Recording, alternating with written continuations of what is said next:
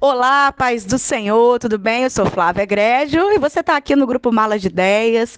Nós estamos aqui no nosso podcast falando sobre start, né? Como iniciar o Ministério Infantil, mas de forma intencional. Nós estamos conversando, né, sobre consolidação do nosso ministério, um bate-papo bem legal aqui. E esse é o nosso segundo podcast. O tema é priorizando a prioridade. Como assim priorizar a prioridade? O que é priorizar? O que é prioridade? Prioridade é a condição do que é primeiro, né? Você dá prioridade, é você vir primeiro, é você colocar no início. E nós precisamos ser um ministério intencional, né? Um ministério com uma intenção, um ministério que seja consolidado, que tenha um objetivo, e nós precisamos entender justamente qual é o objetivo do Ministério Infantil. Uma vez eu estava num seminário, e aí a pessoa que estava palestrando, ela fez uma pergunta que me fez refletir bastante. Ela falou assim: se alguém perguntasse para você qual o objetivo do teu ministério infantil na sua igreja, qual o lema que ele carrega, qual é a intenção dele, o que você responderia? E eu fiquei meditando com aquilo. Eu falei, gente, isso é uma pergunta-chave. Hoje, eu queria que você refletisse como eu refleti nessa pergunta. Qual a intenção do Ministério Infantil da sua igreja? Você poderia definir em uma frase qual o objetivo do Ministério Infantil da sua igreja? Porque tem que ter um objetivo, tem que ter um porquê. Você não pode ter um espaço infantil na sua igreja destinado a cuidar de crianças. Esse não é um propósito bíblico, né? A gente precisa pastorear as nossas crianças, zelar pelas crianças.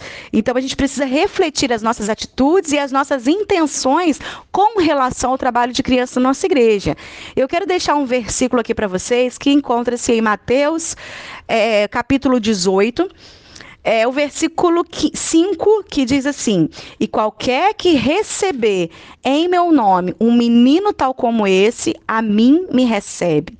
Mas qualquer que escandalizar um desse pequenino que crê em mim, melhor lhe fora que lhe pendurasse ao pescoço uma mó de azenha e se submergisse na profundeza do mar. Bom, o nosso ministério ele tem que ser intencional, o departamento infantil da nossa igreja tem que ser intencional. E qual é a nossa finalidade? Qual é o motivo de termos o trabalho com as crianças da nossa igreja, se nós sabemos que a educação religiosa das crianças é algo exclusivo da família? Deuteronômio 6 nos deixa muito claro isso, que os pais eles são responsáveis, eles são autoridades espirituais designadas por Deus para ensinar os preceitos de Deus ao filho. E por que existe, então, o Ministério Infantil? Ele existe para ajudar os pais a biblioeducar esses filhos. Então, nós não estamos aqui para assumir o papel dos pais, nós estamos aqui como igreja ajudando esses pais. E, para mim, trabalhar com crianças é um privilégio muito grande. E eu baseio isso nesse versículo aqui no 5, que o próprio Jesus diz: aquele que receber uma criança como essa, a mim também recebe. Ou seja, a gente tem a oportunidade de receber as crianças como se estivesse recebendo o próprio Jesus. E muitas vezes a gente tem recebido Jesus de qualquer maneira na nossa igreja. A gente não tem preparado aula, a gente não tem cuidado do espaço, a gente tem feito de qualquer maneira. Quando a Bíblia me fala que eu estou tendo a oportunidade de servir essa criança servindo o próprio Jesus. Então, a nossa missão no Ministério Infantil é servir a Jesus através das crianças. Mas eu preciso entender que a criança ela está sujeita ao pecado porque tem a natureza pecaminosa. Então, se você não entender que a criança precisa de salvação, que ela precisa de Jesus, o que você faz dentro do Ministério Infantil é um serviço de babá. Por quê? Se a criança ela tem a salvação garantida, se a criança não precisa reconhecer o plano salvífico do Senhor, você está perdendo tempo dentro do Ministério Infantil. Né? Porque você não vai dar uma aula bíblica contextualizada. A criança ela vai ser conhecedora da palavra, mas não vai se apresentar a Jesus, ou melhor, ela não vai se achegar a Jesus porque você não levou ela até Jesus. Então a gente precisa entender e priorizar aquilo que é prioridade. A gente precisa entender o propósito, entender por que eu estou aqui, qual é a minha intenção de estar aqui, qual é o meu objetivo. E aí, dentro desse objetivo, você precisa, né, alinhar a sua equipe sobre e a sua liderança da sua igreja, qual é a finalidade do trabalho, por que a gente existe, por que a gente está aqui, quais os meus objetivos de estar aqui, fazendo um trabalho com as crianças. Mas existe a finalidade do Ministério Infantil, as duas finalidades, os dois propósitos do Ministério Infantil, que ele é geral, né, como se fosse quem é da pedagogia, objetivo geral, que esse é em todos os departamentos infantis de todas as igrejas, denominações, sabe? Então, o que nós temos que fazer? Nós temos que fazer pescado e pastoreio. Como assim pescado e pastoreio? Né? Nós precisamos primeiro pescar as crianças. Como assim? São crianças que ainda não conhecem a Jesus. São crianças que ainda não reconheceram o plano salvífico do Senhor. E eu lamento dizer que existem muitas crianças na nossa igreja que vai desde pequena com seus pais e que ainda não reconheceram o plano salvífico. Então, isso é fundamental, né? Você só é salvo se você entender que você está no perigo, né? Que você entender que você precisa de ajuda. E quem vai nos ajudar? O Senhor, Ele veio para nos ajudar. O Senhor Jesus, Ele veio para isso. Então, eu preciso reconhecer o plano de salvação que Deus escreveu para mim. Tá? Então, minha primeira finalidade dentro do Ministério Infantil, meu primeiro objetivo é pescar as crianças, tá? Eu sou pescador de crianças, só que eu não sou apenas o pescador, eu preciso ser além, eu preciso também ser o pastor dessas crianças. Então, qual é a finalidade? Pescado e pastoreio, são as duas finalidades, os dois objetivos do Ministério Infantil. Por que pescado e pastoreio? Por que eu sou pescador e pastor? O nosso trabalho é um trabalho dual, tá? É um trabalho de, tanto a gente pesca e a gente pastoreia ao mesmo tempo. É muito engraçado, porque se você falasse, gente, pastor não pesca e pescador não pastoreia, são trabalhos diferentes, inclusive em locais diferentes. Mas, na verdade, todo pescador, ele precisa ter raiz de pastor, e todo pescador tem que ter o coração de pastor, e todo pastor tem que ter raiz de pescador. Então, você pesca as crianças, você leva a criança até a Cristo, e depois, o que vai ser dessa criança? Você vai fazer o discipulado, e esse discipulado, ele vem através do pastoreio. Você vai dar todo o cuidado integral da criança, tá? O discipulado, ele não é um curso de discipulado, o discipulado é um cuidado pastoral. Aí, no cuidado pastoral, você tem a área de ensino, você tem a área de aconselhamento, você tem a área de desenvolvimento de dons. Então, o trabalho pastoral, ele é muito maior do que você pegar um cronograma de aula e dar para as crianças, tá? A gente precisa realmente ter esse entendimento que a visão é muito mais ampla do que isso. E aí, quando eu pesco essa criança, ela é peixe, né? Então eu preciso transformar ela em ovelha. E é esse pastoreio, esse discipulado que vai transformar ela em ovelha. E aí por que eu tenho que fazer isso? Porque não existe crescimento se não houver nascimento. Se você pegar uma criança e começar a ensinar um monte de historinhas de Deus para ela, ela vai conhecer as historinhas de Deus. Mas às vezes ela conhece a história de Deus e nunca teve um relacionamento com Deus.